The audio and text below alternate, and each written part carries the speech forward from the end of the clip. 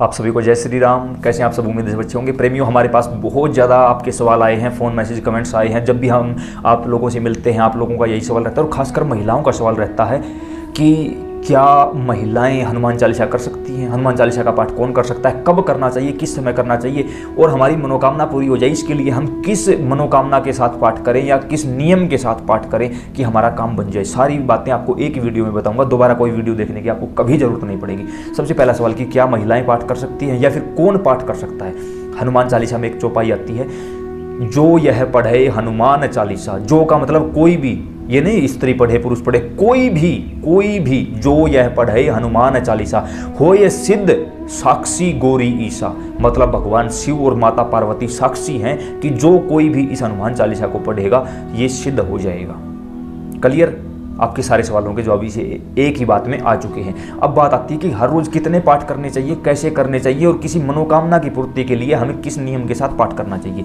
सबसे पहले तो आप हर रोज पूजा करते हो। पूजा करते समय मुझे पता है आप लोग बिल्कुल आराम से तो पढ़ते हो नहीं कि 2 मिनट का समय जय हनुमान ज्ञान गुण सागर जय कपीस लोग को जाकर कर सकते हो, कर लिया करो। राम का नाम जाने में लो अनजाने में लो, वो अमर कर देगा, आपको कोई परेशानी नहीं होगी। आप हर रोज पाठ किया करो। जब आपका पूजा का समय होता है, सुबह करते हो, सुबह शाम करते हो, शाम दोनों समय करते हो, अति उत्तम बात है। सुबह शाम हनुमान चालीसा का पाठ कर लिया करो, ठीक है। अब कुछ लोग ये भी बोल देते हैं क्या अशुद्ध अवस्था में? अशुद्ध का मतलब ये नहीं होता, जैसे कई बार महिलाओं को मासिक धर्म की परेशानी होती है, या फिर कई बार हम नहाने की उसमें नहीं होते, कहीं काम में बिजी होते हैं, खेत का भी काम होता है, घर का भी हजारों काम होते हैं, उसके साथ कई बार घर में सूतक पातक लग जाता है। कोई बात नहीं, आपको दिया जला के थोड़ी बैठना है, आप मन मन में पढ़ सकते हो, कोई भी परेशानी नहीं होगी। राम का नाम आप कितनी बार भी ले लो, कहीं भी ले लो, किसी भी अवस्था में ले लो, सुबह शाम कभी भी ले लो, कोई परेशानी नहीं होगी।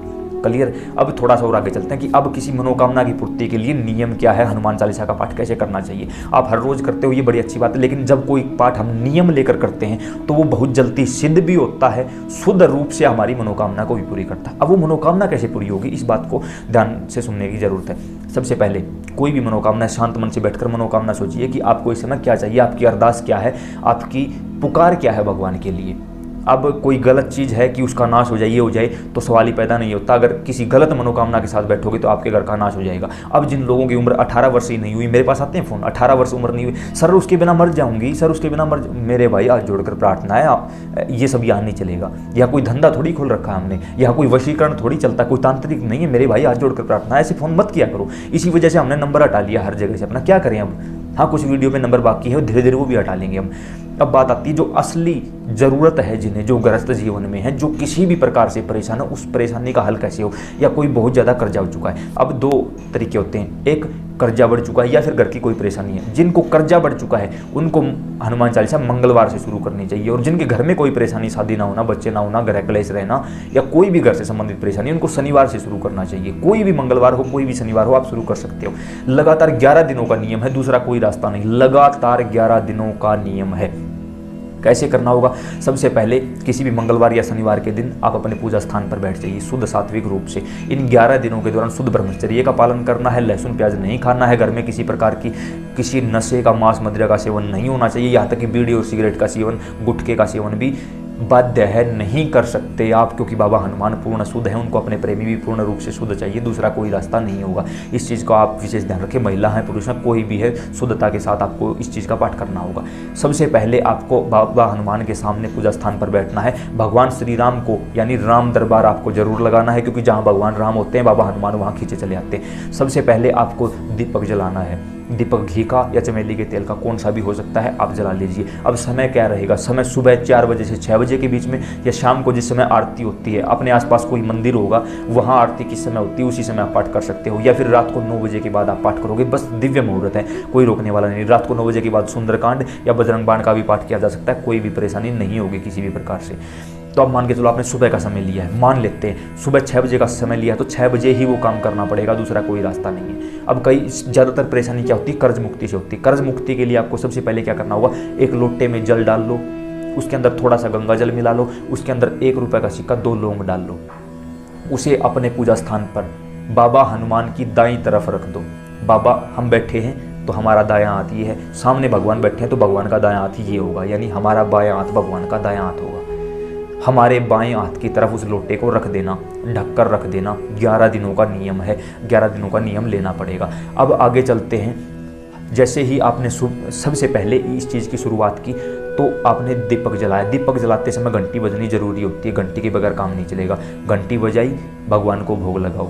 गुड़ का, चने का, भुने हुए चने नहीं होने चाहिए क्योंकि उनमें नमक होता है। बाबा हनुमान की पूजा में नमक यूज नहीं किया जाता, तो सादे जो चने होते हैं वो। किसी भी फल का आप भोग लगा सकते हो, किसी भी लाल मिठाई का भोग लगाओगे बड़ी अच्छी बात है। उसके साथ जो आसन है वो लाल होना चाहिए, आपके कपड़े जो हैं वो लाल हो तो बड़ी अच्छी बात है, अन्यथा काले वस्त्र नहीं होने चाहिए किसी भी प्रकार से। इस बात का आप ध्यान रख लेना। सफ़ेद वस्त्र धारण करके बैठ सकते हो, कोई दिक्कत नहीं होगी। अब जब आपका कार्यक्रम शुरू होता है आपका, तो उस समय हाथ में आपको जल लेना होता है। जल लेकर संकल्प करना होता है, मेरा नाम ये है, मेरे पिता का या पति का नाम ये है, मेरा गोत्र ये है, मैं इस जगह का स्थायी निवासी हूँ और मैं इस मनोकामना के साथ लगातार 11 दिनों तक हनुमान चालीसा का पाठ करूंगा। मेरी मनोकामना को सफल करिए। यहाँ मैं अपना संकल्प पूरा करता हूँ, वहाँ आप मेरी मनोकामना पूरी कर दीजिए। उसके बाद आपको ये बात बोलनी है, चलिए करते हैं श्री गणेश। श्री गणेश करते ही भगवान गणेश की आपने पूजा कर ली। फिर आपको बाबा हनुमान को उसकी शक्तियाँ याद दिलानी है, क्योंकि एक ही श्राप मिला है बाबा हनुमान को कि आप अपनी शक्तियों को भूल जाओगे। लेकिन जब कोई याद दिलाएगा तो याद आ जाएंगे। कवन सो काज कठिन जग माही, जो नहीं होई तात तुम पाई। मतलब बाबा हनुमान संसार में ऐसा कौन सा काम है जो आप ना कर सकते हो। अतः अपनी शक्तियों को याद करिए और तुरंत जागृत स्वरूप में विराजमान हो जाइए। जब आप ऐसा कहोगे तो बाबा हनुमान जागृत स्वरूप में विराजमान हो जाएंगे। भगवान राम जागृत हो चुके हैं, बाबा हनुमान जागृत हो चुके हैं, आपके घर के कुल देवी, कुल देवता, पितर देवता जागृत हो चुके हैं। उसके बाद आपको हर रोज़ 11 पाठ करने हैं, हर रोज़ 11 पाठ करने हैं 11 दिनों तक लगातार शुद्ध ब्रह्मचर्य के साथ, सारे नियमों का पालन करते हुए। उसके बाद जैसे ही आपके पाठ पूरे हो जाएं तो आपको लास्ट में आरती करनी होगी। कपूर जलाकर हनुमान जी की आरती कर लीजिए। उसके बाद आपको हाथ जोड़कर ओम इंद्राय नमः बोलना है। ओम इंद्राय नमः या ओम शक्राय नमः, क्योंकि आप सभी ने सुना होगा कि हम सभी की पूजा का फल इंद्र देवता ले जाते हैं। लेकिन जब हम ओम इंद्राय नमः या ओम शक्राय नमः बोल देते हैं तो हमारी पूजा का फल हमारे पास रहता है, इंद्र देवता नहीं ले सकते। इस चीज़ को याद रखना, ये जानकारी बहुत कम लोगों को पता होती है। ओम इंद्राय नमः या ओम शक्राय नमः जरूर बोलें ताकि आपकी पूजा आपके पास रहे। 11 दिनों तक आपको ऐसा ही करना। अब जो लोटे में जल था उस जल को वहीं रखा रहने दो, एक अलग से लोटे में जल भरकर वहाँ रखो। उससे क्या होगा, वो जल अभिमंत्रित हो जाएगा। 11 चालीसाओं का तप है उस जल के अंदर। या तो उस जल को सूर्य नारायण को समर्पित कर दो, या माता तुलसी को समर्पित कर दो, या फिर अपने घर में जल का छिड़काव कर दो। घर में कोई रोगी है तो उसको पिला दो। 11 दिनों के अंदर अंदर वो रोगी ठीक हो जाएगा, उसकी बीमारी ठीक हो जाएगी, कोई रोकने वाला नहीं है। जब 11 दिनों का आपका ये अनुष्ठान पूरा हो जाए तो 11वें दिन जो भगवान को भोग लगाओगे ना गुड़ का, चने का, वो अपने घर में ही बांट देना, कोई परेशानी नहीं होगी। अपने घर के बच्चों में बांट देना, खुद भी खा सकते हो, कोई दिक्कत नहीं। और अगर आप व्रत रहना चाहते हो 11 दिनों तक तो बड़ी अच्छी बात है, एक समय व्रत रहिए, एक समय भोजन करिए, या फिर दोनों समय भोजन नहीं करना चाहते तो आप फलों के सहारे व्रत कर सकते हो, कोई दिक्कत नहीं होगी। उसके बाद जैसे ही 11वां दिन आ जाए, भगवान को हाथ में जल लेकर फिर से संकल्प करो, याद दिलाओ कि मैंने अपना काम पूरा कर दिया, अब आपकी बारी, आप मेरी मनोकामना, ये मनोकामना पूरी कर दीजिए, और जल को नीचे छोड़ देना। उसके बाद जैसे ही आपका काम पूरा हो, उस जल को भगवान सूर्य को या माता तुलसी को या फिर घर में छिड़काव करके या रोगी को पिलाकर, जो एक लोटा आपने अलग से रखा था 11 दिनों तक लगातार, उस लोटे में से उस सिक्के को और 2 लौंग जो आपने डाले थे उसको निकालकर अपने पर्स में या अपनी तिजोरी में रख दो। आपके घर में कभी धन की कमी नहीं होगी। आपके घर में उस दिन से व्यापार, काम या फिर पैसा आना शुरू हो जाएगा, काम बढ़ना शुरू हो जाएगा। जो लोटे में जल है, उस जल को कहीं नौकरी के लिए जा रहे हो थोड़ा सा पीकर जाओ, याद दिलाओ बाबा हनुमान को कि ये वो जल है, पीकर जाओ। किसी रिश्ते के लिए जा रहे हो, पीकर जाओ। कोई रोगी है उसको पिला दो। घर में कोई भूत वैद्य की चक्कर है, उसको जल का छिड़काव कर दो, अन्य जल में उसको थोड़ा सा मिलाकर उस जल का छिड़काव कर दो। उससे सभी प्रकार के रोग दोष आपके घर से नष्ट हो जाएंगे, आपका काम बन जाएगा। 11 दिन जैसे ही आप ये काम कर लो, उसके बाद आप एक हवन करवा दो, छोटा सा, ज़्यादा बड़ा नहीं, छोटा सा हवन करवा दो। जब हवन करवाओगे तो उस 11 दिनों के जाप में, उस 11 दिनों के पाठ में किसी नियम में कोई त्रुटि होगी, कोई कमी रह गई होगी, तो ब्राह्मण देवता के द्वारा जो मंत्र उच्चारण होगा, जो हवन के द्वारा जो देवताओं का आह्वान होगा, वो आपकी कमी पूरी हो जाएगी और आपका संकल्प पूरा कर दिया जाएगा।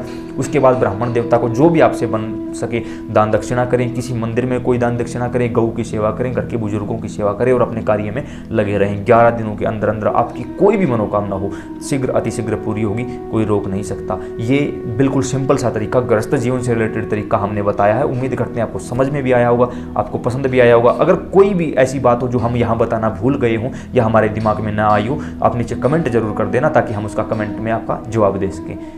जय श्री राम।